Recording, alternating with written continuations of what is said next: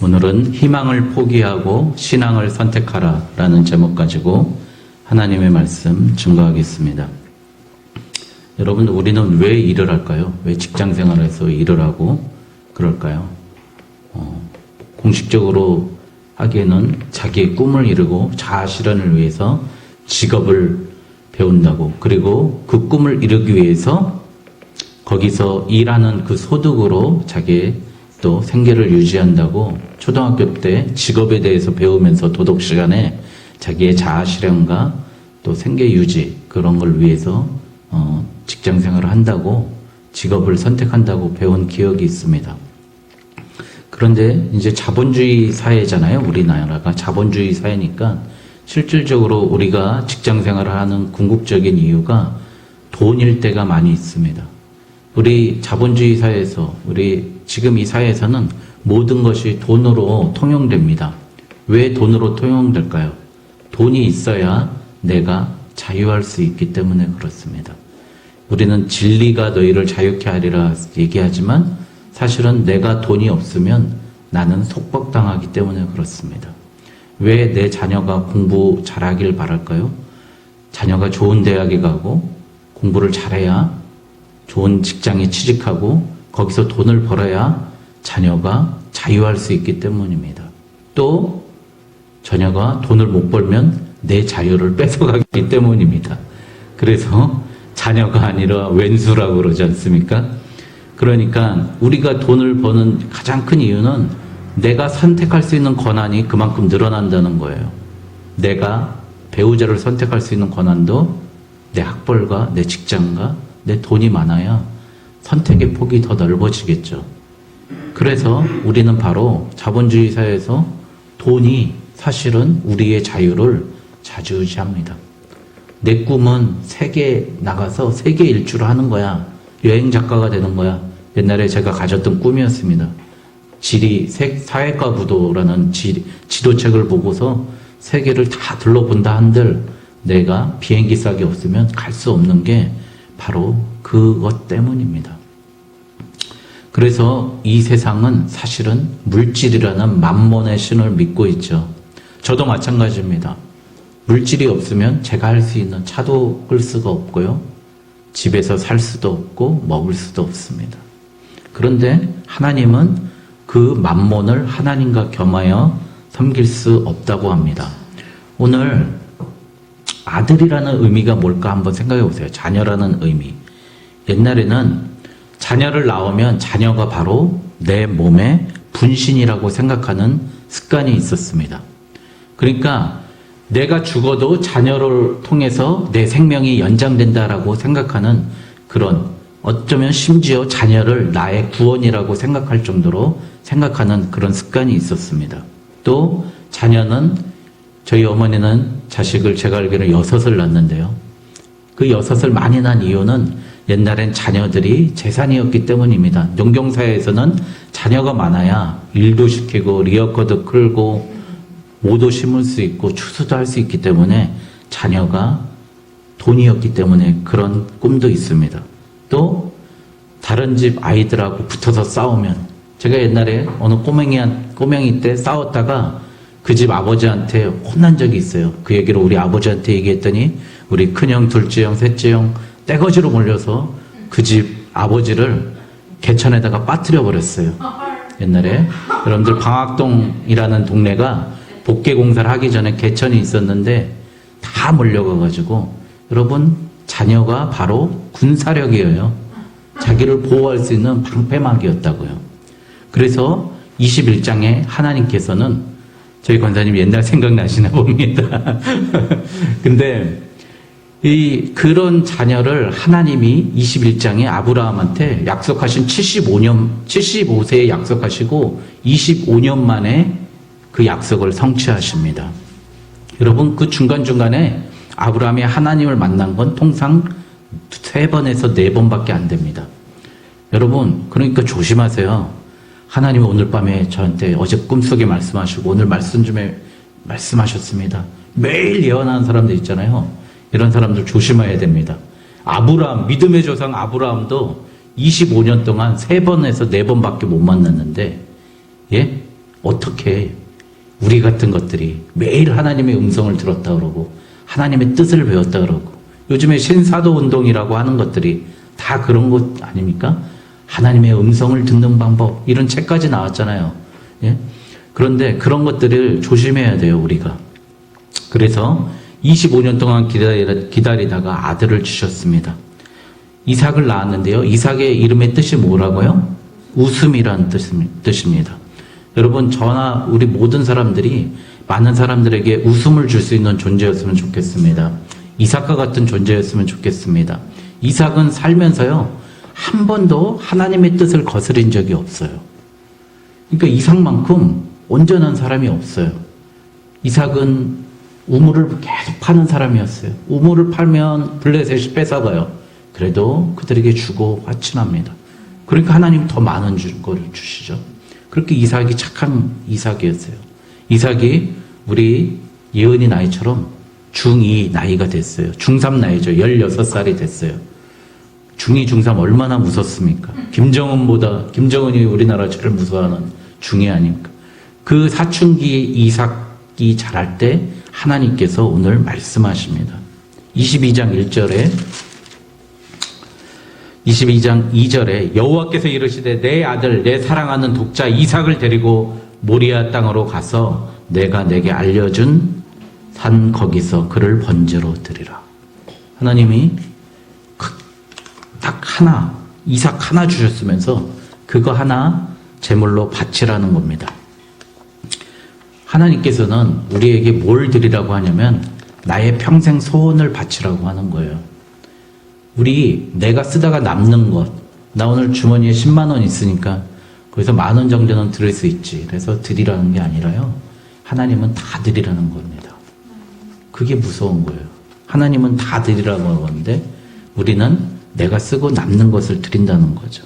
평생 소원을 드리라는 거예요. 아브라함의 평생 소원은 경제적, 나의 분신, 나의 군사적인 힘, 모든 것이었던 이삭을 하나님 드리라는 겁니다. 이 첫 번째 순종, 얼마나 아팠겠습니까? 그런데 그 21절 말씀에 무슨 내용이 나오냐면요.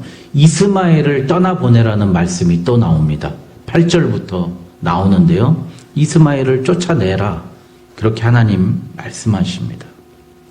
여러분, 하나님의 길을 갈 때는요, 내 잘못 때문에 그르치는 일이 많이 있지 않습니까?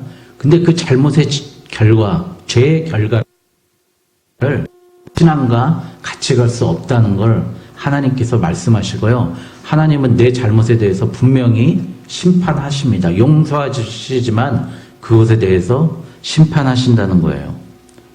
여러분, 나 개판 쳐도 하나님 천국 가면 그만이지. 난 하나님 믿어. 이게 안 된다는 거예요. 천국에서는 그래서 뭐라고요? 상급이 있고요. 하나님의 심판이 있습니다. 천국에서도. 그러나 하나님의 사랑의 심판이고요. 상급의 심판이지 저주의 불의 심판이 아니라는 거죠. 우리 착각한다는 거죠. 그래서 죄하고 하나님하고 같이 갈 수 없는 거예요. 이스마엘과 이삭이 같이 갈 수 없다는 걸 여러분 아셔야 됩니다. 여러분, 하나님께서는 계속 나를 철저히 분리시키는 거예요. 지난주에 말씀드렸던 좁은 문에서 제롬과 알리사가 그 좁은 문을 같이 통과할 수 없듯이 하나님은 죄악을 같이 갈 수 없다. 이것에 대해서 정리하시는 하나님입니다. 여러분, 또 이거에 대한 말씀이 있습니다. 갈라디아서 5장 16절에서 18절을 보니까요. 내가 이르노니 너희는 성령을 따라 행하라. 그리하면 육체의 욕심을 이루지 아니하리라. 육체의 소욕은 성령을 거스리고 성령은 육체를 거스르나니 이 둘이 서로 대적하므로 너희가 원하는 것을 하지 못하게 함이니라. 너희가 만일 성령의 인도하시는 바가 되면 율법 아래 있지 아니하리라. 이 둘이 서로 대적한다는 거예요. 그러니 이스마엘, 육신의 생각, 육신의 결과 이스마엘은 같이 갈 수 없습니다. 그래서 아픔이 있었겠죠. 두 번째, 아브라함은 자식을 바치라고 명령합니다. 이제 이것은 윤리적으로 부당하고요. 용기나 증오 가지고도 할 수 없는 겁니다. 자식이 밉다고 자식을 죽이는 부모가 없지 않습니까? 누가 이런 명령을 따라갈 수 있을까요? 아브라함은 절망 그 자체였습니다. 그래서 키에로케고르가 얘기했습니다. 절망에 이르는 병에서 절망의 반대는 희망이 아니라 신앙이다 라고 말했습니다. 여러분, 절망적인 순간이 있지 않습니까? 이때 여러분들 무엇을 기도합니까? 사랑하는 사람이 나를 안 좋아해요. 절망적인 순간 아닙니까? 시련을 당했을 때 그 마음을 바꿔달라고 하지 말고 우리는 하나님을 구해야 됩니다. 하나님께 나가야 된다는 거죠. 물질의 절망이 있을 때 어떻게 해야 되죠? 물질을 구하러 가는 것이 아니라 우리는 하나님을 구하는 것입니다. 하나님을 구할 때 하나님께서 물질의 문제가 해결해 주신다는 그런 것을 오늘 이 말씀을 가지고 나누려고 합니다. 매일 우리는 근데 이런 게 매일 있지는 않습니다. 매일 자식 죽이면 어떻게 할 수 있겠어요? 하나도 살아남지 못하고 잡혀가지 않겠습니까? 그러나 이삭을 버려야 하는 것은 아브라함 평생에 딱 한 번 있는 시험이라는 거예요. 그런데 이런 역설적인 문제, 사랑하기 때문에 이삭을 버려야 하고 버릴 수 있을 때 사랑할 수 있는 그것, 또 섬김을 받기 위한 가장 좋은 방법이 섬겨야 한다고 예수님이 말씀하십니다. 정작 살고 싶다면 죽음을 택해야 하는 것이 바로 예수 그리스도의 삶이었습니다. 이 아브라함이 이삭을 바친다는 것은 여러 면에서 불가능한 일이었습니다. 첫 번째, 사람을 제물로 바치는 것은 이방인들이 하는 짓이었습니다. 그러니까 성경적인 윤리에도 벗어나는 일이었습니다. 그리고 자식을 바친다는 것은 복음을 막론하고요, 가장 기본적인 인륜을 저버리는 겁니다. 더욱더 중요한 것은 하나님이 약속하신 아들이 이삭인데 역설적으로 그것을 바치라고 할 때 아브라함은 고민스러웠습니다. 그러나 아브라함은 절대적인 순종으로 이 문제를 해결합니다. 우리는 평소 그렇게 믿음으로 사는 것처럼 보이지만 결정적인 순간에 믿음이 아니라 상식과 이성으로 돌아간 경우가 너무 많습니다. 제가 중학교 1학년 때부터 3학년 때까지 2년 동안 우리 교회가 환자 한 분, 환우 한 분을 두고 기도한 적이 있습니다. 간암에 걸린 환자신데요. 그분을 두고 2년이나 기도했어요. 기도해도 낫지 않는 거예요. 목사님께서 도저히 안 되는 거예요. 아들이 있는데요. 우리 그 아들 데리고 자연암에 가서 바칩시다 그런 거예요. 이상하죠. 교회인데 왜 자연암 절로 가서 바치자 그러는지 웃기죠. 하도 기도해도 성도들이 2년 동안 새벽 철야 수요 예배 때 그분의 기도 제목이 빠진 적이 없었어요. 그런데 그분을 기도에 응답이 없으니까 목사님이 하다 우리 신용이라도 해보자고 아들 이삭을 바치듯이 한번 산에 데리고 와서 드립시다. 그 이야기까지 할 정도였습니다. 그런데 놀랍게도 그 간암이 나았습니다. 여러분 대단하죠? 그 간암이 나았는데요. 그분이 나았으면 그 은혜로 하나님을 섬겨야 하는데 선앙당이라는 우리 버스 정류장이 있는데요. 거기 가는 길목에 오락실을 하시는 거예요. 담배 냄새 팔팔 펼쳐지고 지금은 오락실에 담배 안 피죠. 그때는 다 담배 필 때 아닙니까? 오락실을 하시는 거예요. 하나님의 영광을 위해서 살아야 될 분이. 여러분 우리 이런 거죠. 하나님 들어갈 때하고 나올 때 틀리다는 거예요. 화장실 들어갈 때 틀리고 나올 때 틀리다는 거예요. 여러분 이런 결정적인 순간에 상식과 이성으로 돌아가 버리는 경우가 너무 많다는 겁니다. 하나님의 말씀에 대한 유일한 반응은 절대적인 순종입니다. 하나님이 목적이요 전부인 사람에게는 순종이라는 열매가 있는 줄 믿습니다. 그래서 오늘 역설에 대해서 좀 파라독스라고 그러지 않습니까? 역설의 신앙에 대해서 나누려고 합니다. 첫 번째, 내 생각을 부정해야 하나님을 만날 수 있습니다. 자신을 부정할 때 진정한 나 자신이 될 수 있습니다. 제가 그 팩트를 파악하라라는 책을 봤어요. 그 책에서 보니까요. 트럼프 대통령하고 힐러리하고 4년 전에 대통령 선거를 할 때 누가 당선되겠습니까? 그래가지고 세계 약 30개국에 그 설문조사를 했는데 2개 국가만 트럼프가 당선된다고 하고 나머지 국가는 다 힐러리가 당선된다고 예상했다고 합니다. 그 2개 국가가 러시아하고 세르비아예요. 우리 이상하죠. 우리 한국 다 힐러리가 될 줄 알고 모든 나라가 당선될 줄 알았다는 거죠. 또 거기서 보니까 우리 한국에서 한국 사람들한테 설문조사를 했대요. 우리나라 사람들은 자기 인생이 불행하다라고 행복하다라고 생각하는 비율이 몇 %일까요? 라고 물어봤는데 33%밖에 없답니다. 67%는 나는 불행하다라고 생각한다는 거예요. 할 거라고 생각한다는 거예요.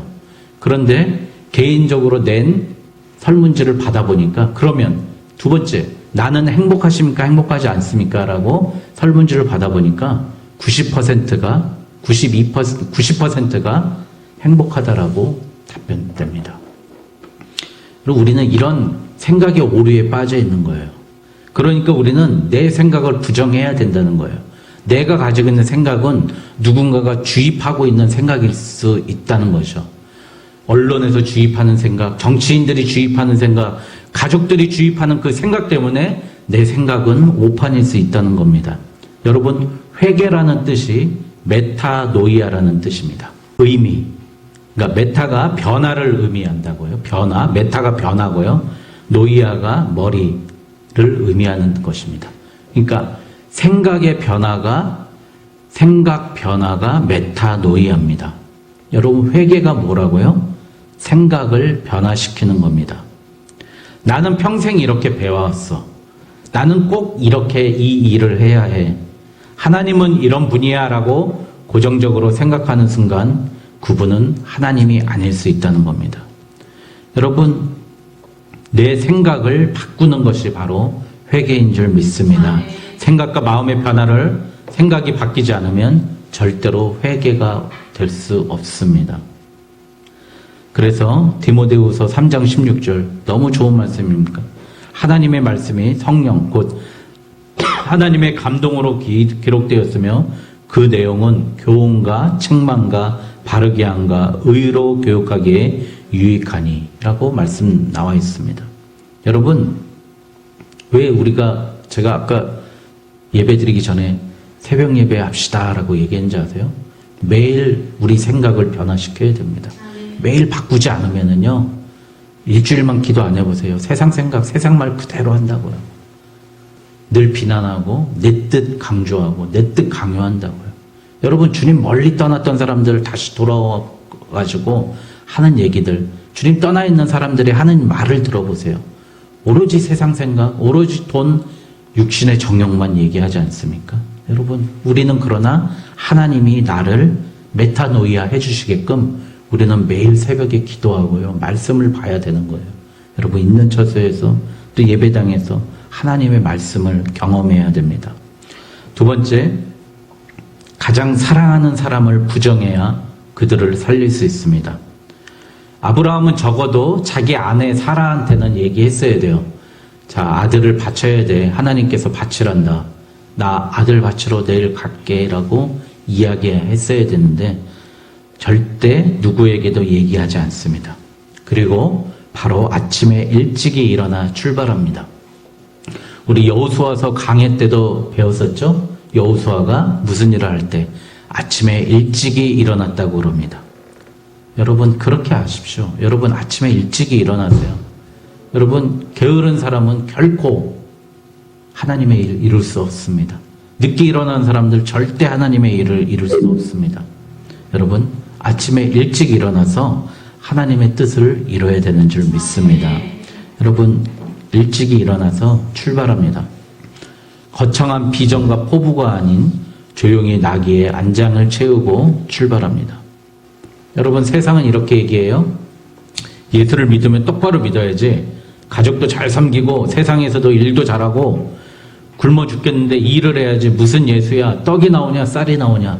그 말 누구 말하고 똑같죠? 하나님, 예수님을 시험했던 광야에 있던 마귀의 말과 똑같습니다. 여러분, 떡이 나오냐 쌀이 나오냐? 이때 우리가 부름받은 사람들이 잘 설명해야 됩니다.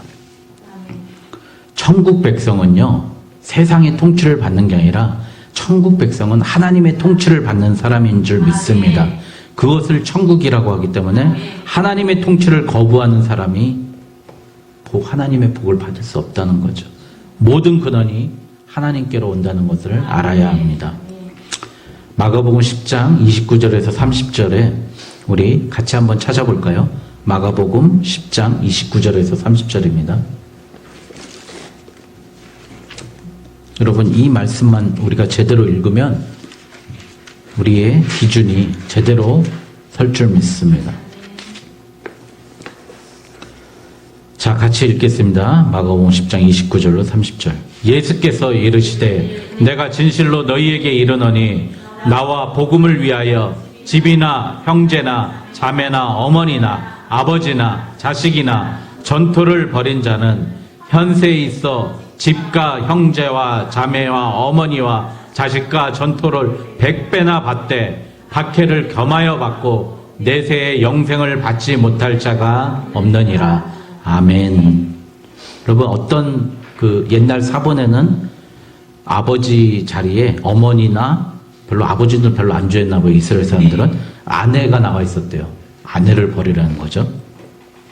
여러분, 집이나 형제나 우리 제일 좋아하는 게 집 아닙니까? 집. 부동산 공화국 대한민국.